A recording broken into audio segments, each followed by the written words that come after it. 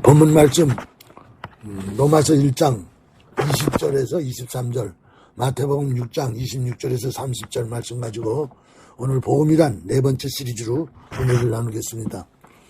그 마태복음에서는 그 자연을 비유해서 예수님께서 말씀하신 복음이 아주 풍성합니다. 씨 뿌리는 비유, 가라지 비유, 겨자씨, 누룩, 들의 백합화, 공중의 새, 나무와 열매, 집과 반석, 포도원 비유, 무화과 나무, 양과 염소, 폭풍과 바람, 비, 이렇게 해서 한 30에서 35번 정도를 이 자연을 직접 사용하셔서 가르치신 복음에 대해서, 그 다음에 마가복음에서는 마태복음보다는 좀 짧지만 아주 간결하지만은 아주 중심이 있는, 그래서 씨 뿌리는 비유, 자라나는 비유, 겨자씨 비유, 등불, 그 다음에 폭풍을 잠잠케 함, 또 무화과 나무, 저주, 이렇게 해서 15번에서 18번. 그 다음에 누가복음에서는 자연과 일상생활을 잘 이렇게 섞어서 말씀을 증거하셨어요. 그래서 씨 뿌리는 거, 좋은 나무, 나쁜 나무, 겨자씨, 무화과 나무, 까마귀, 백합화, 폭풍, 포도원, 이런 양, 이렇게 얘기를 쭉 하셨고, 요한복음에서는 거의 자연을 대고 비유한 적은 없어요. 그러나 상징적인 자연 이미지를 매우 많이 강요하셨어요. 그래서 물과 성령, 그 다음에 생수, 빛, 포도나무 가지, 미랄, 바람, 목자와 양, 이런 것으로 자연을 빗대서 복음을 증거하셨어요. 그래서 이 사복음서를 종합해 볼 때 자연을 직접 가르치시고 자연을 소재로다가 복음을 증거하신 것이 80에서 한 100회 정도 된다. 이걸 왜 정확하게 이렇게 몇 회다 얘기를 안 하냐면은, 요거를 자연에다가 이렇게 한 건가 아닌가, 이렇게 좀 애매한 내용들이 있어서 대략. 근데 이제 중요한 사실은 이 예수님께서 철학을 가르치지 않았다는 거예요. 철학을. 또는 복음을 추상 개념으로 증거하지 않으셨다는 거예요. 자연과 자연 속에 담겨져 있는 복음, 또 생명 구조를 그대로 복음으로 표현하셨다는 거예요. 왜냐하면 자연은 이미 하나님의 창조 질서가 들어가 있고 하나님의 신성과 능력이 들어가 있는 복음이기 때문에, 그래서 이 자연 복음을 가리켜서 자연 계시다, 이렇게 우리 기독교에서는 얘기하는 거 있어요. 그래서 이 예수님이 직접 오신 것은 특별 계시고 자연 속에서 하나님이 복음을 계시하셨는데 그걸 자연 계시다. 그래서 예수님의 복음은 특별 계시지만은 자연 계시와 충돌하지 않는다는 거죠. 자연 법칙, 자연에 숨겨져 있는 하나님의 복음을 오히려 잘 드러내시는 그런 모습을 볼 수가 있어요. 이제 하나하나 좀 짚어가면서 말씀을, 자연 속에 무슨 원리가 들어있는지, 무슨 씨앗의 원리, 성경에서 가장 많이 얘기하는 게 씨, 포도나무, 씨 뿌리는 비유, 씨가 자라는 얘기, 또 씨앗에 관한 얘기, 이런 게 많이 있어요. 그래서 씨앗에 관한 얘기가 많은데, 요한복음 12장 24절을 보면 한 알에 미리 땅에 떨어져 죽지 아니하면 한 알 그대로 있고 죽으면 많은 열매를 맺느니라. 이미 이 씨앗의 원리 속에서 복음이 다 들어있어요.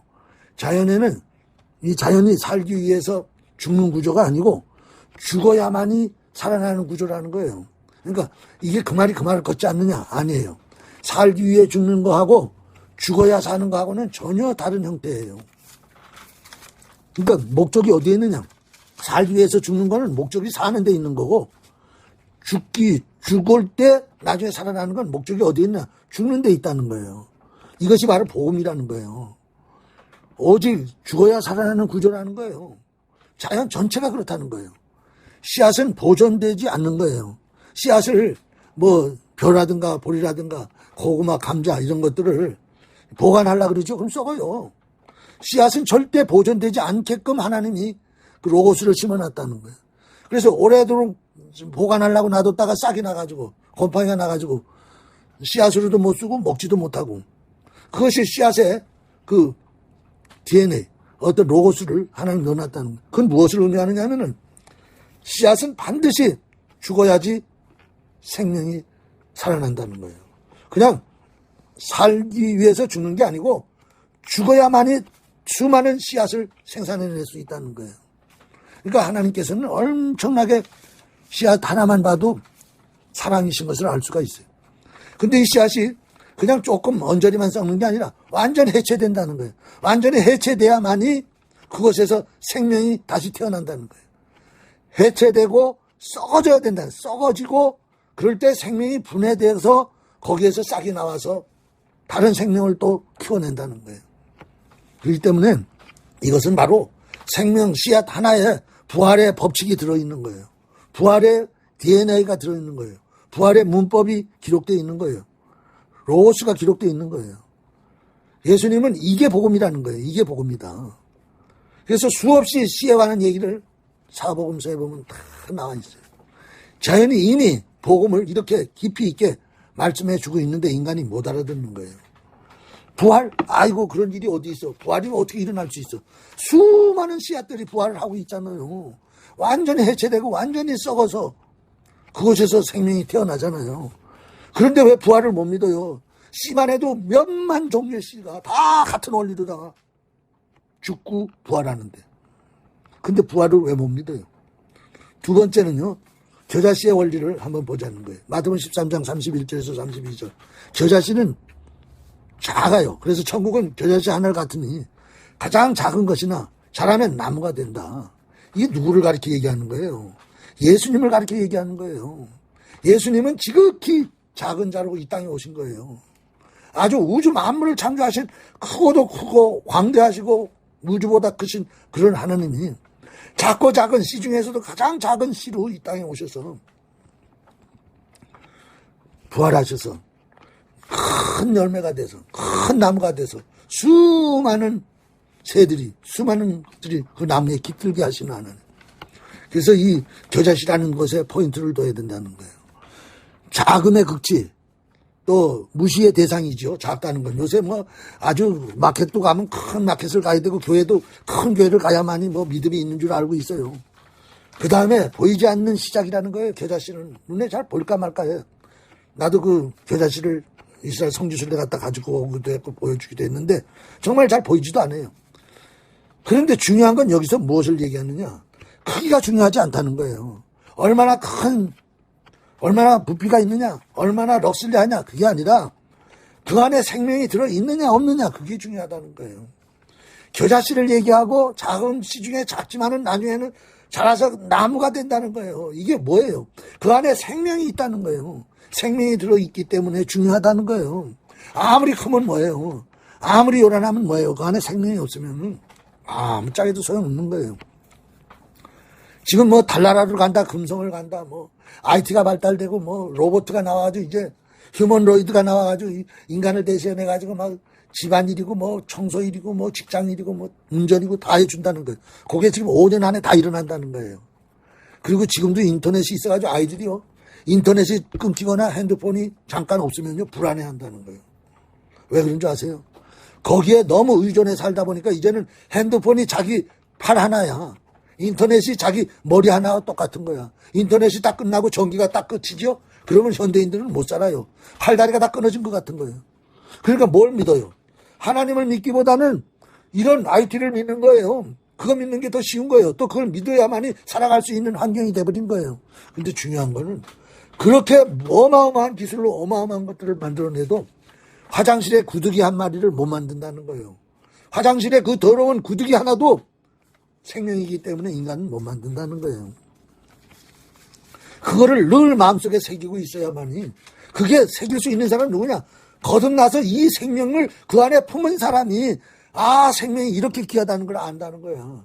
그럴 때 IT고 뭐고 이렇게 휴먼로이드로 막 완전히 다 쌓여도 그곳에서 쌓이지 아니하고 거꾸로 등을 당해도 거꾸로 뛰지 아니하는 생명으로 살아가는 인생이 될 수 있어요.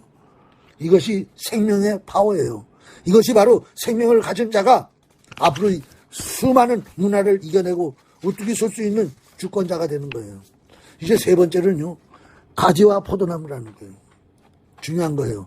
생명은 다 연결해서 흐른다는 거예요. 나는 포도나무요 너희는 가지니. 가지가 포도나무에 붙어있지 않으면 절로 열매를 맺을 수 없다. 자연은 다 스스로 열매를 맺지 못하게 하나님 만들어놨어요. 연결이 끊기는 즉시 말라버리고 말아요. 예수님의 이 말씀은 니들끼리 화목하게 지내라 서로서로 연결해가지고 살아라 이런 윤리적인 얘기가 아니에요. 이건 생명의 구조라는 거예요. 생명의 구조, 우주의 구조. 이것이 바로 복음이라는 거예요. 여러분, 열매는요, 나 하나 노력으로 열매가 맺혀지지 않는다는 거예요. 연결에 의해서 열매가 자연스럽게 나타난다는 거예요. 연결에 의해서. 우주 만물의 흐름도요, 바로 이 연결의 법칙이 운행하고 있는 거예요. 그게 지난 시간에도 얘기했잖아요. 양자 물리학자들이 양자들을 전자, 중선자 그러니까 다 관계가 성립되어 있다는 거예요. 그걸 양자 물리학자들이 발견한 거예요. 그렇기 때문에 우주는 다 연결된 구조라는 거예요. 하다못해 여러분, 식물도 마찬가지예요. 뿌리에 연결되어 있는 줄기래야 살죠. 이거 지금 여기 성경에서 얘기했어요. 줄기에 연결되어 있는 잎이래야 되고요. 잎에 연결되어 있는 꽃이래야 되고요. 그럴 때 열매가 맺혀요. 다 연결이 끊어지면, 그럼 꽃은 나는 이제 혼자 열매 맺을 거야. 꽃이 잎에서 떨어지죠. 줄기에서 떨어지죠. 절대 열매 못 맺어요. 나는 열매 안 맺고 있으니까 난 뿌리는 필요 없어. 그럼 뿌리는 열매 못 맺는 거예요. 사람 몸도 마찬가지잖아요. 입이 날마다 먹으니까 나는 날마다 이거 먹기만 하지 나는 아무런 것도 안 하. 나 그래서 안 먹으려고 그러고 입을 닫았어. 그럼 어떻게 돼요? 식도가 또 피곤하다고 놀아. 위가 놀아. 제각기 다 나한테 돌아오는 거 하나도 없는데 난 고생만 직사하게 하지. 근데 그게 다 연결돼가지고 자기에게로 돌아오잖아. 뭐가? 입, 식도, 위, 소장, 대장, 십이장, 폐장, 심장, 간장, 쥐장, 위장 다 이것들이 연결돼가지고 다 같이 공급받아가지고 영양을 공급받고 호흡을 공급받고 그래가지고 생존하는 거예요. 독불장군이 없는 거예요. 이게 우주의 시스템이요. 모든 식물, 동물, 모든 생물의 시스템이에요. 그러기 때문에 오늘도 주님은요, 하나님을 떠나서는 인간이 살 수 없게 돼 있다는 거예요. 연결돼 있다는 거예요.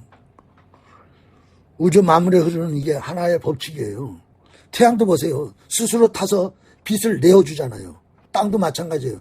썩은 것을 품어가지고 거기에서 생명이 자라게 하잖아요. 어미가요, 새끼들 마찬가지예요. 어미가 자기 생명을 깎아서 새끼를 키워내잖아요. 이것이 바로 뭐예요? 우주의 질서고 이것이 바로 연결되어 있는 서로의 연결 네트워크이고 이것이 바로 사랑의 끈이라는 거예요. 이건 사랑은 도덕을 떠나서 우주 작동의 원리라는 거예요. 그렇기 때문에 사랑하라 그러니까 도덕을 잘 지키라는가 보다. 아니라는 거예요. 사랑이 없으면 생존이 안 된다는 거예요. 부부간에도 마찬가지고 가족간에도 마찬가지예요. 사랑이라는 것이 연결되지 않으면 그 가정은 파산되는 거예요. 난 날마다 남만 사랑하고 있어. 난 남편만 사랑하고 있어. 난 날마다 희생하고 있어. 나 이제 아무도 안 할 거야. 그럼 자기도 그렇게 망하는 거예요. 부활은요, 종교의 개념이 아니에요. 바로 뭐냐?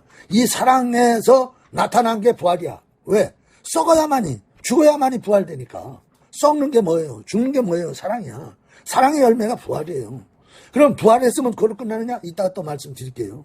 그래서 예수님을 자연을 말하지만은 자연이 바로 복음이에요.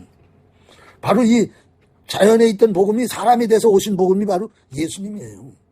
그런데 자연은 말을 하고 있었어요. 근데 인간이 못 알아들은 거죠. 하도 못 알아들으니까 자연을 만드시고 자연을 운영케 하시는 로고스가 육신을 입고 오신 거잖아요. 그래서 이 지저스 크라이스트는 땅에 하늘의 겨자씨가 떨어지셔서 아주 십자가로 자기를 완전히 해체하시고 썩어서 해체하시고 부활하셨잖아요. 그래서 예수님의 복음은요, 예수님이 오셔서 설명하는 게 아니에요. 자기 자신이 자체가 복음이라는 거예요. 그래서 뭐예요? 나는 부활이요 생명이니 하나님이 부활이요 하나님이 생명이다. 그리고 그걸 표현한 게 자연이다. 이렇게 가르치신 게 아니고 내가 생명이고 내가 부활이다. 지금도 그 로고스는요, 이 우주를 운행시키고 있고 지금도 우리를요 계속해서 로고스로 나를 저 천성까지 인도해 가지고 많은 열매를 나를 통해 맺게 하시는 거예요. 그래서 이걸 한 문장으로 정리한다면 자연은 늘 부활을 말해왔고 부활은 바로 사랑이라는 걸 예수님이 오셔서 몸으로 증명해 주신 거예요. 그래서 자연은요 복음을 숨기고 있었어요. 씨, 나무, 땅, 해, 생명, 구조 다.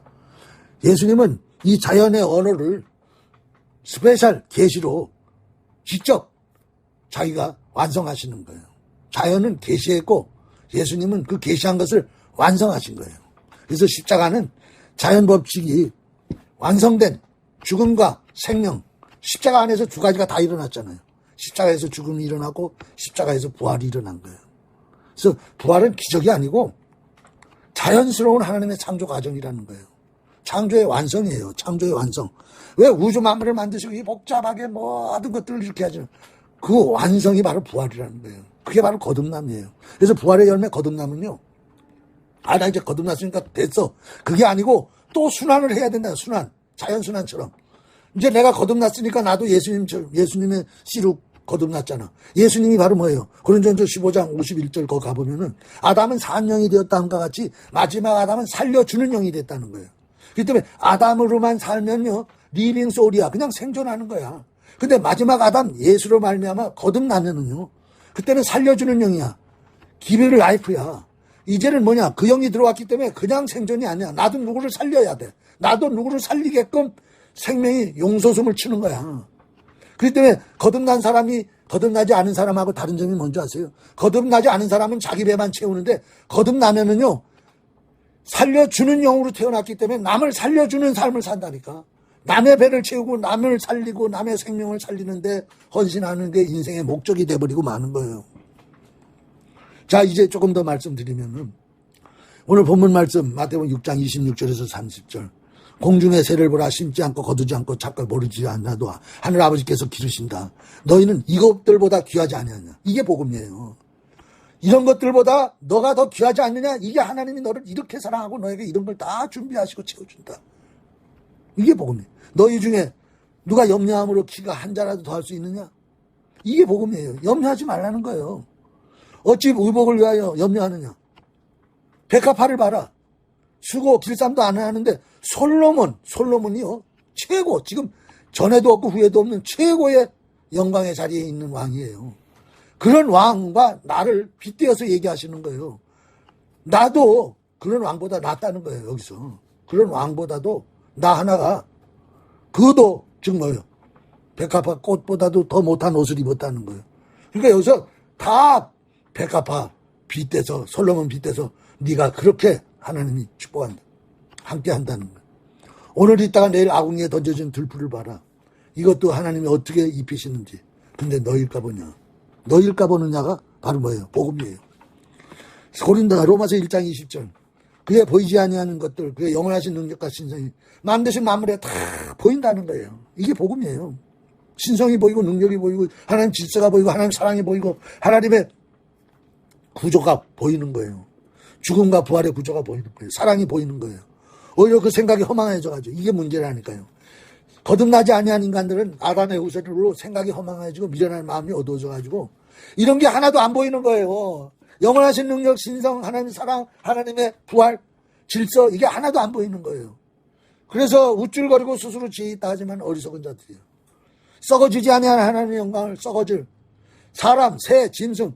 그러니까 하나님은 자연을 통해 가지고 하나님의 복음을 증거하는데 이걸 받을 만한 그릇이 안 되니까 왜? 미련해졌으니까 허망해졌으니까 이걸 가리켜서 이걸 가지고 뭘 만드느냐? 우상을 만들어버리는 거예요. 우상을. 하나님을 알아보라고 줬더니 하나님을 안 알아보고 우상을 만들어버리는 거예요. 종교를 만들어버리는 거예요. 그렇기 때문에 자연은 그냥 단순한 자연이 아니에요. 그 안에 비쳐있는 하나님의 생명, 질서, 신성, 능력을 볼 수 있는 사람으로 변해야 돼. 그게 바로 거듭난 영혼은 그게 보여요. 새가 지저귀는 것과 생명이 새가 지저귀는 것도 생명의 찬양으로 들리고 풀 한 포기에도 하나님의 돋보심이 보이고 작은 벌레 하나에도 생명의 신비가 보이고 나무 한 그루에도 창조주의 인내와 섭리가 읽혀지고 심지어 바위까지도 로고스 아래에 있는 증언자라고 보여지고 창조 전체가 하나님의 하나님을 증언하고 있는 게 보여져요. 인간이 복음을 놓치니까 피조물들이 증언하고 있는 거예요. 왜냐하면 복음은 단지 사람의 입으로만 전해지는 말이 아니에요. 복음의 음자는 소리 음자인데 소리가요 그냥 소리로만 복음이 들리는 게 아니고 하나님의 생명이 만물 가운데 그대로 실제하는 것이 바로 복음이라는 거예요. 그래서 온 세상은 하나님의 복음으로 뒤덮여 있어요. 거듭난 사람의 눈이 거듭남으로 열리면 세상이 다 달라져요. 다 하나님으로 보여요. 그는 교회 안에서도 하나님을 보는 것이 아니라 교회 안에서만 하나님이 보이는 게 아니고 성경 읽는 시간에만 보이는 게 아니고 예배 드리는 시간에만 하나님이 보이는 게 아니라 온 천지가 하나님의 복음으로 가득 차 있다는 거예요.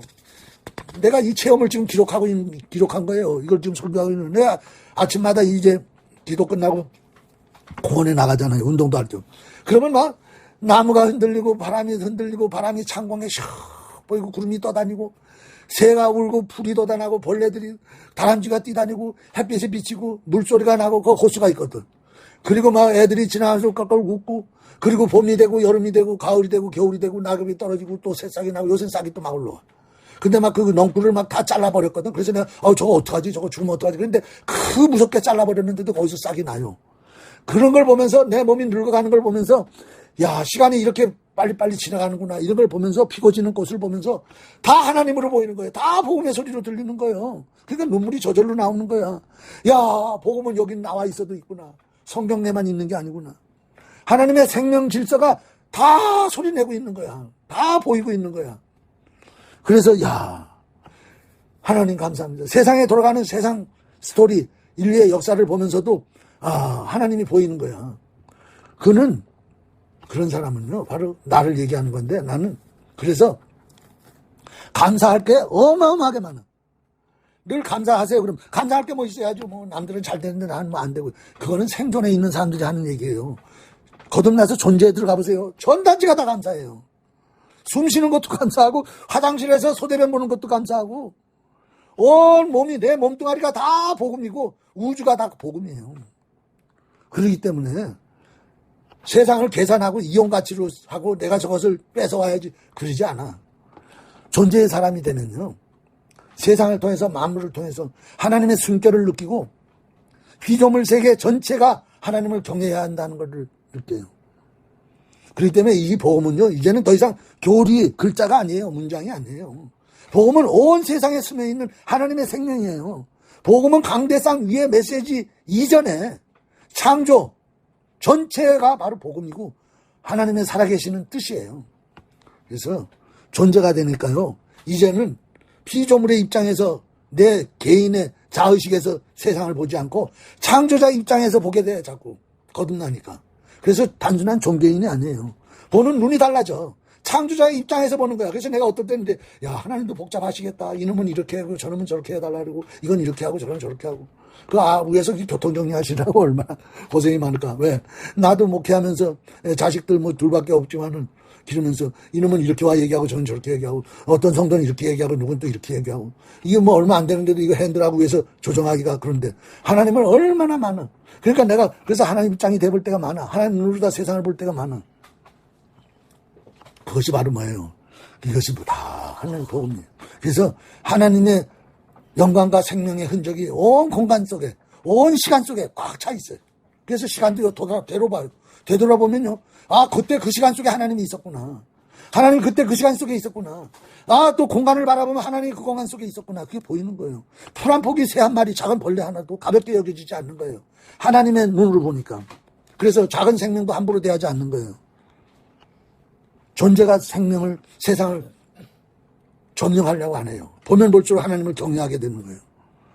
존재는 생명을 소비하지 않냐고 오히려 생명을 더 귀하게 여기는 거예요. 오늘도 이 말씀이 살아서 우리들 속에 역사할 수 있기를 바랍니다. 하나님의 손길이 스며드는 삶 기도하시겠어요?